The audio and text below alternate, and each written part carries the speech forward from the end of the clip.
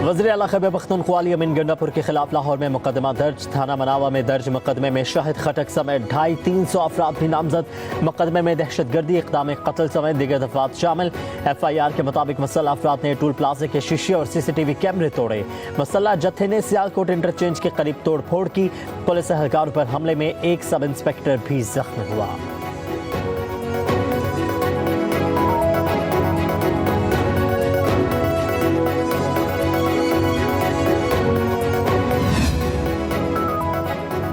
Election commission का मखसूस नशिस्तों के हवाले से इजलास आज दोबारा होगा। चीफ इलेक्शन कमिश्नर सदारत करेंगे। गुज़श्ता 4 इजलास अब तक नतीजा खेज साबित न हो सके। ज़रा के मुताबिक इजलास में इलेक्शन कमीशन के मेंबरान, हुकाम और कानूनी टीम शरीक होंगे। मखसूस नशिस्तों पर सुप्रीम कोर्ट फैसले के अमल दरामद पर गौर किया जाएगा।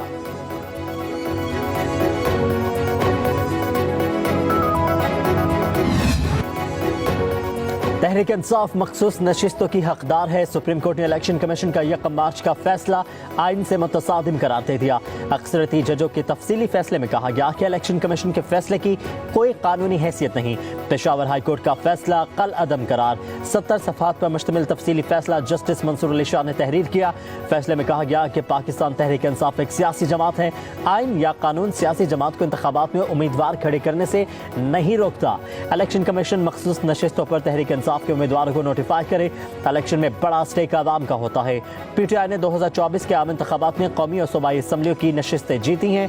ये समझने की बहुत कोशिश की कि सियासी जमातों के निज़ाम में मबनी पार्लिमानी जमहूरियत में इतने आज़ाद उम्मीदवार कैसे कामयाब हो सकते हैं। इस सवाल का कोई तसल्ली बख्श जवाब नहीं दिया गया। PTI के मुताबिक वोटर्स ने इनके PTI उम्मीदवार होने की वजह से इन्हें वोट दिया।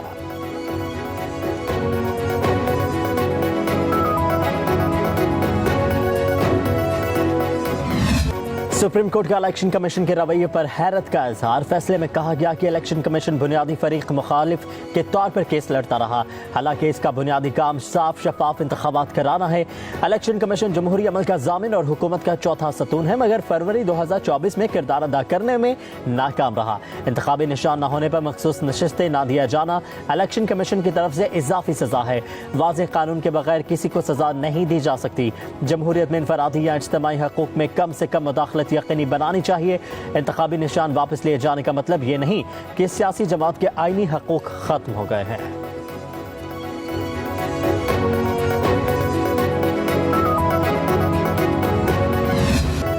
तफसीली फैसले में 8 जजों की 2 जजों के बारे 12 जुलाई के फैसले को गैर आईनी करार देने के रिमार्क्स पर सख्त तनकीद।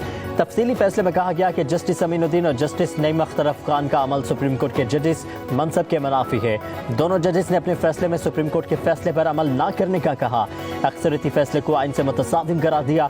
जिस अंदाज में अक्सरती फैसले पर इख्तलाफ का इजहार किया वो सुप्रीम कोर्ट जज के लिए मुनासिब नहीं। साथ ही जजेस के बारे इस तरह राय देना सुप्रीम कोर्ट की साख को मुतासिर करने के मुतरादिफ है। कानूनी मामलात पर हर जज अपनी राय देने का हक रखता है। जिस अंदाज में 2 जजेस ने अक्सरती फैसले को गलत कहा, यह निज़ाम इंसाफ में खलल डालने के मुतरादिफ है।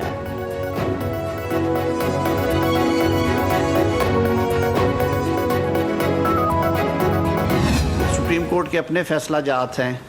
पार्लियामान की कानून साजी का इख्तियार है, वो कुल्ली है, और अदालती फ़ैसले जो हैं उनको जो पार्लियामान की कानून साजी है, लेजिस्लेचर की तरफ से बनाया गया कानून, वो उन फैसलों पे फायक होगा।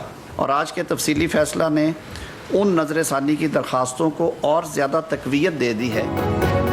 पार्लियामेंट की कानून साजी सुप्रीम कोर्ट के फैसलों से बालातर है। आज़ाद उम्मीदवार की किसी पार्टी में शमूलियत के बाद वापसी मुमकिन नहीं। कानून बहुत वाज़ेह है। आज़ाद उम्मीदवार को 3 दिन में किसी पार्टी में शामिल होना होता है। वफाकी वज़ीर कानून आज़म नज़ीर तारड़ की न्यूज़ कॉन्फ्रेंस, कहा कि फैसले इस असूल की बुनियाद पर होते हैं कि रिलीफ मांगने कौन आया है। PTI ना पेशावर हाई कोर्ट, ना इलेक्शन कमीशन, ना सुप्रीम कोर्ट में फरीक थी। तफसीली फैसला आने के बावजूद कानूनी सवाल मौजूद हैं। फैसले के बारे में कहा जा रहा है कि आइन दोबारा तहरीर किया गया है।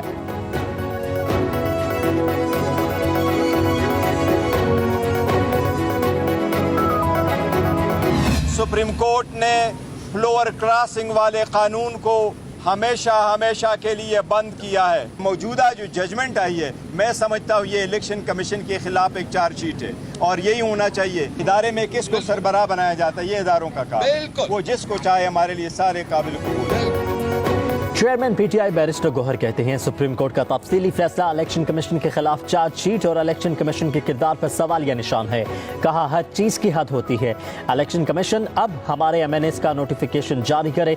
नए DGISI की तैनाती से मुतालिक सवाल के जवाब में कहा इदारे में किसको सरबराह बनाया जाता है ये इदारे का काम है, हमारे लिए सारे काबिल कबूल हैं।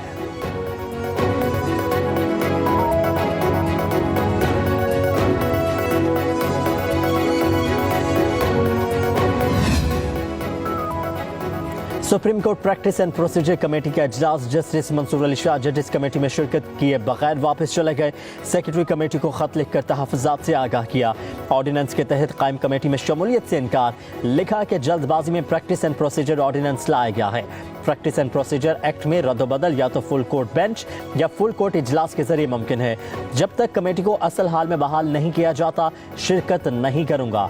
तो सुप्रीम कोर्ट का आर्टिकल 63 नजरसानी केस की समाअत के लिए चीफ जस्टिस पाकिस्तान की सरबराही में 5 रुकनी लार्ज बेंच तश्कील। Justice Munib, justice Aminuddin, justice Jamal Mandokhel, justice Mazhar Alam Miankhel bench में शामिल हैं।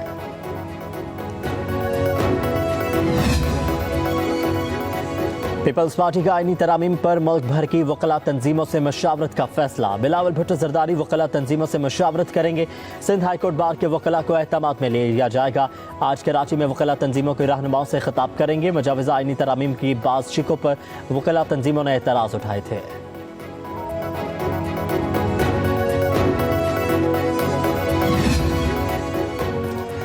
चीन के सदर शी जिनपिंग की वज़ीर-ए-आज़म शहबाज शरीफ को 73वीं सालगिरह पर मुबारकबाद। खत में लिखा कि आपके लिए अच्छी सेहत और हर कदम कामयाबी की तमन्ना है। पाकिस्तान और चीन कठिन और अच्छे वक्तों के स्ट्रेटेजिक ताउन के शराकतदार हैं। तारीख गवाह है कि दोनों ममालिक ने हमेशा एक दूसरे पर भरोसा किया और एक दूसरे का साथ दिया। आपसे मिलकर चीन पाकिस्तान स्ट्रेटेजिक ताउन बढ़ाने, CPEC पर काम करने और मुताबिक शोबों में ताउन का ख्वाह है।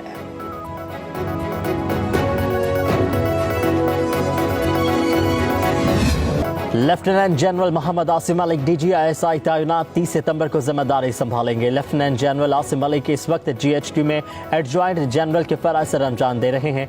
इससे पहले बलोचिस्तान में इन्फेंट्री डिवीजन और वजीरिस्तान में इन्फेंट्री ब्रिगेड कमांड कर चुके हैं। चीफ इंस्ट्रक्टर NDU और instructor command and staff college Quetta भी तैनात रह चुके हैं। लेफ्टिनेंट जनरल आसिम मलिक अपने कोर्स में एजाजी शमशेर भी हासिल कर चुके हैं।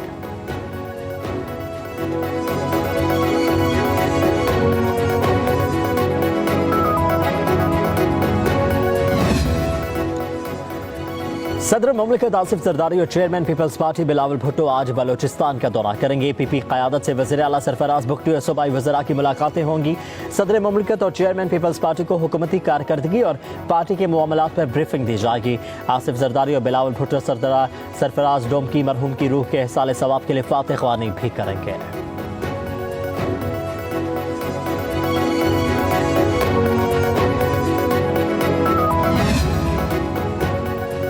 पंजाब हुकूमत और गवर्नर पंजाब में वाइस चांसलर्स की तैनाती पर मामला तय पा गए। पंजाब हुकूमत ने 7 जामियात के वाइस चांसलर्स की तैनाती के नोटिफिकेशन जारी कर दिए। Professor doctor Mohammad Ali Shah vice chancellor Punjab university तैनात। Professor doctor Shahid Munir VC UET Lahore. Doctor Ahmed Shuja VC university of Gujrat तैनात। यूनिवर्सिटी ऑफ एजुकेशन के लिए प्रोफेसर डॉक्टर आकिफ अनवर चौधरी की तैनाती। Doctor Muhammad Inayatullah vice chancellor UET Taxila मुकर्रर। ख्वाजा फरीद यूनिवर्सिटी रहीम या खान के लिए प्रोफेसर डॉक्टर आमिर आजम और बहाउद्दीन ज़िक्रिया यूनिवर्सिटी मुल्तान के लिए प्रोफेसर डॉक्टर जुबैर इकबाल की तैनाती।